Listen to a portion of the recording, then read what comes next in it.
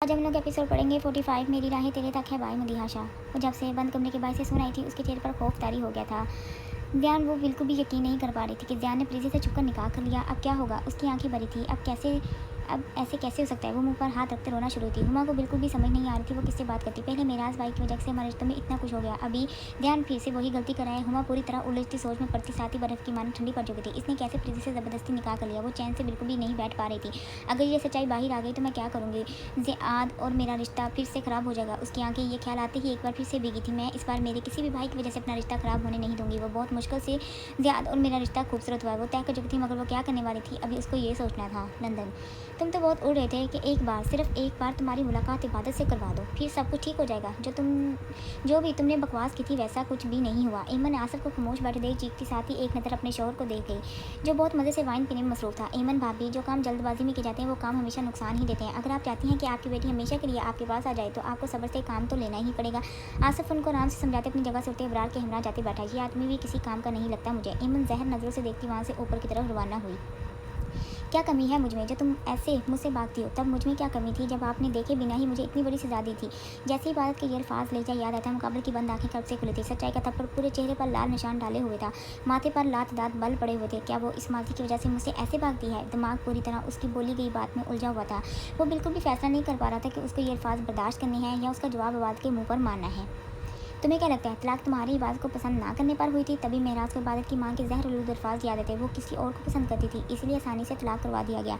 अगर इबादत के मन में कोई चोट ना होता तो तुम कुछ भी कर लेते, कभी भी तलाक नहीं होनी थी। जैसे ही महराज को बुशरा के कई अल्फाज याद आए, आस्ता आस्ता सब कुछ साफ हुआ। मुकाबले का चिरा सपाट होते मुट्ठियों में सब कुछ समझ चुका था मिनटों में। जब वो किसी और को चाह सकती है तो मेरी तलाक पर वो ऐसे सवाल खड़े करने वाली कौन होती है? वो कैसे माजी का सब कुछ मुझ पर डाल सकती है, जबकि वो बराबर की पूरी शरीक थी।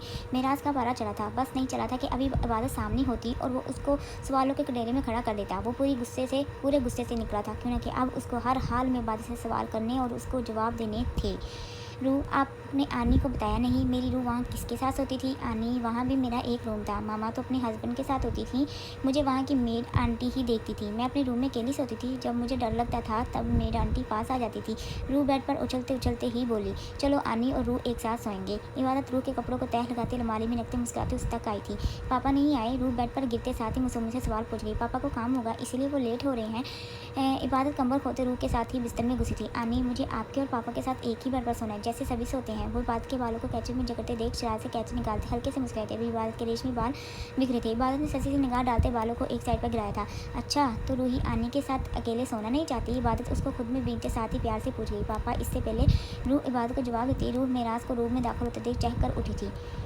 इबादत, जो हनूद उसके हमरा लेटी हुई थी, मेराज को देख एकदम लेटे से उठी थी। पापा, आपकी रूह आप भी आपको इतना मिस कर रही थी? रूह ही महराज के गले लगे साथ ही बता गए। अच्छा, वो हल्के से मुस्कुराते ससी सा इबादत को देख गया जो दुपट्टा उठाते सर पर ओढ़ गई थी। पापा, मुझे आपके और रानी के साथ सोना है। रूही महराज को बेड की तरफ बढ़ता देख मुनमुनाते बोले, चले मैं आपके साथ यहाँ सो जाता हूँ।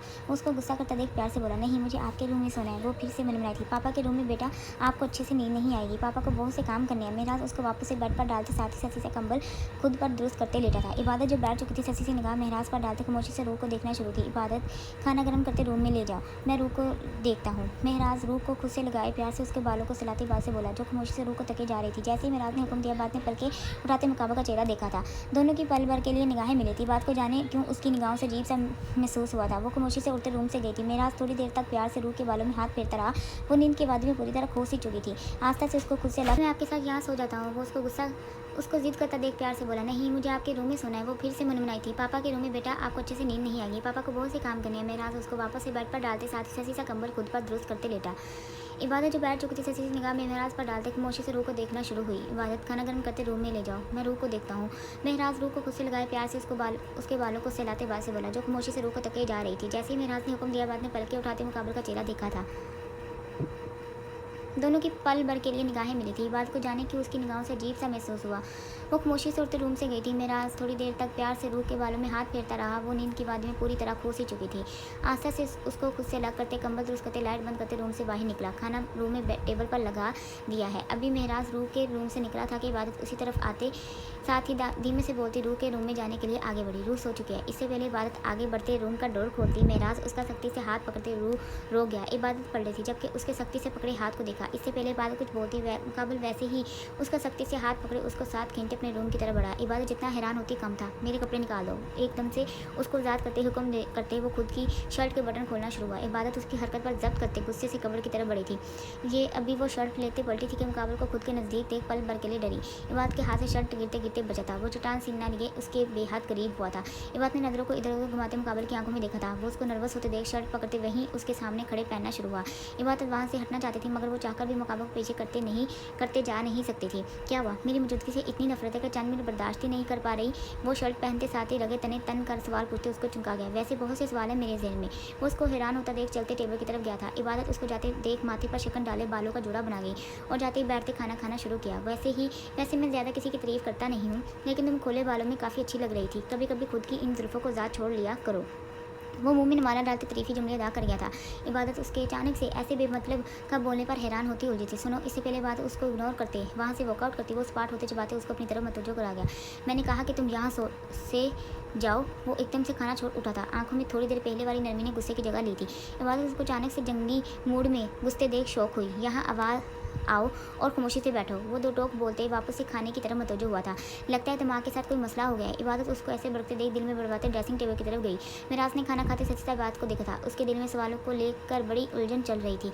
मिराज जो खाने से फारग हो चुका था उसको ड्रेसिंग टेबल के करीब खड़े देख ऐसे ही किसी सही बड़ी चीज़ों को सेट करते देख टिश्यू से मुँह साफ करते उसकी ओर बढ़ा था।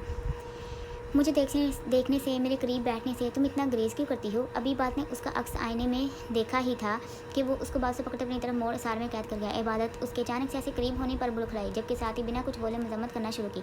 मेरे हाथ लगाने इतनी नफरत क्यों है? वो उसको पूरी ताकत लगाए देख लगे तंगते चुबाते गोया। देखें मिस्टर महराज, अपनी हाथ में नहीं, मसला क्या है आपके साथ? क्यों मुझे बार बार तंग करते हैं? इबादत जो कोशिश करते करते थक चुकी थी आपके मुकाबले के कंधों पर नाजुक हाथ से मुक्के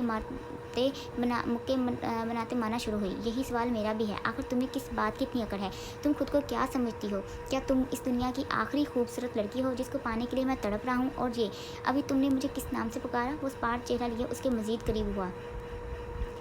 उसके ऐसे करीब होते बोलने पर एक बात ने अपना सांस अंदर की तरफ खींचा था। उसकी गर्म सांसों की तवज्जो उसको उलझा रही थी। मेरा नाम महराज ज़्यादा है। तुम पहले मुझे मिस्टर महराज पुकार सकती थी, क्यों ना कि तुम मेरे ऑफिस में काम करती थी, लेकिन अभी तुम्हारा और मेरा रिश्ता एक बहुत अलग और ख़ास है। तुम मुझे महराज कहकर पुकार सकती हो।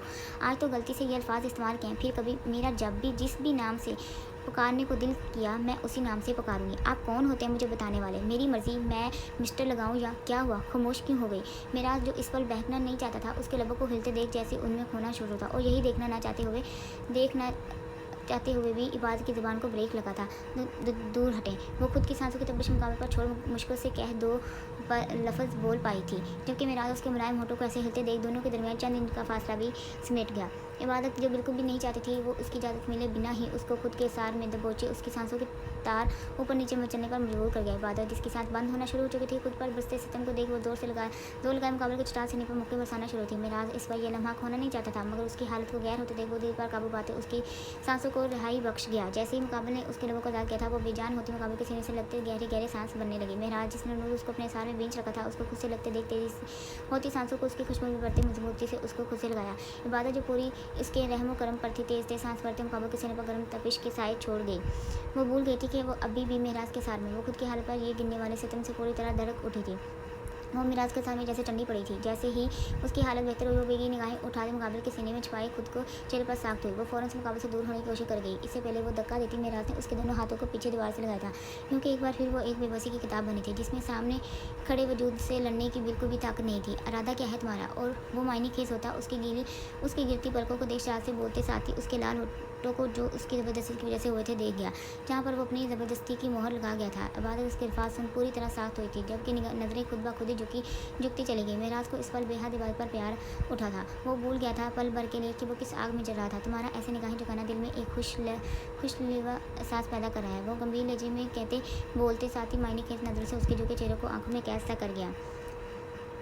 इस ज़बरदस्ती के लिए कभी माफ़ नहीं करूँगी। इबादत जो उसकी लो देती सांसों की गर्म तपिश से अंदर तक ठंडी पड़ चुकी थी, बेगी निगाहों से घूरते मुकाबलों को खा जाने को दौड़ी। क्या ज़बरदस्ती? मेराज जो उसके चेहरे को मैं खो रहा था, उसके हाथों पर सख्ती डालते साथ ही चिंगारते दौड़ा। तुम्हारा और मेरा रिश्ता एक पाक रिश्ता है। तुम पर मेरा हक बनता है, वैसे ही जैसे तुम्हारा हक मुझ पर है। मैं हमारे रिश्तों को एक नए सिरे से शुरू करना चाहता हूँ और तुम मेरी बात समझने के बजाय मुझे ही गुनाहगार बता रही हो। तुम्हें मुझसे प्रॉब्लम क्या है? आज तुम मुझे बता ही दो। वो उसके हाथों को दीवार से लग करते छोड़ 2 कदम दूर हुआ था। इबादत ने उसके ऐसे पीछे होने पर सुख का सांस भरा था। जवाब दो मुझे, आखिर तुम किस बात पर इतना अकड़ रही हो? मेराज जिसका दिमाग फटने को करा था, उसको एक बार फिर से बात से दबोचते उकताए लहजे में दरियाफ्त करना चाहा। वो आज हर हाल में उसका एक जवाब सुनना चाहता था। वो चाहता था कि वो बोले और अपना जहर जो भी दिल में वो भरी हुई है निकाल दे। छोड़े मुझे, दर्द हो रही है। इबादत के बेबसी से आंसू निकलते गालों पर बहते। तकलीफ सिर्फ तुम्हें ही होती है क्या? मुझे कुछ महसूस नहीं हो रहा। मुझे मेरी तकलीफ का भी अंदाज़ा लगाओ। तंग आ गया हूँ तुम्हारे नाटक से। वो जहर निगाहों से देख एकदम उसको छोड़ मुड़ा था। इबादत उसके ऐसे अचानक छोड़ने पर दीवार से टकराई थी। तभी दीवार पर लगा फ्रेम नीचे गिरा था। इबादत डरते मजीद दीवार से चिपकी। मेहराज जो मुँह फेर गया था, अचानक से वापस पलटे बाग को देखा था। तुम्हें लगा तो नहीं? वो फिक्र करते उसको नरमी से पकड़ते खुद के करीब कर गया। फ्रेम जो नीचे गिरा था, उसका कांच भी दोनों के पैरों में आ ठहरा था। फिर ये छोड़ देते हो ताकि टूट जाऊं और जब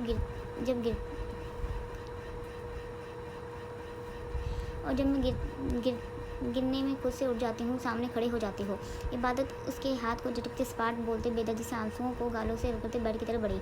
मेरा जो गुस्सा नहीं करना चाहता, उसके अल्फाज एक बार फिर माजी को हवा दे गए थे। क्या कहना चाहती हो? साफ साफ कहो। ऐसी बात को बोल क्यों करती हो? क्या मैंने तुम्हें छोड़ा?